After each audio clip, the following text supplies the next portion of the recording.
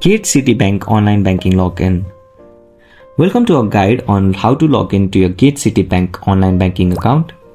Gatecity.bank offers convenient and secure online banking services to help you manage your finances anytime and anywhere.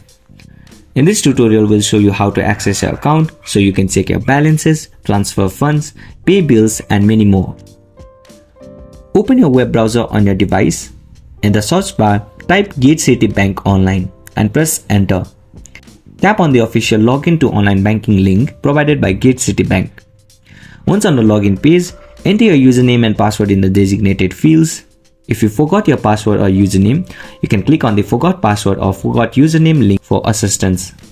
Additionally, if you are a new user, you may have the option to sign up for new online banking by providing your social security number and other required credentials. After entering those credentials, you can click on the login button to access your Gatecity.bank online banking account. And that's it. You've now logged in to your Gatecity.bank online banking account.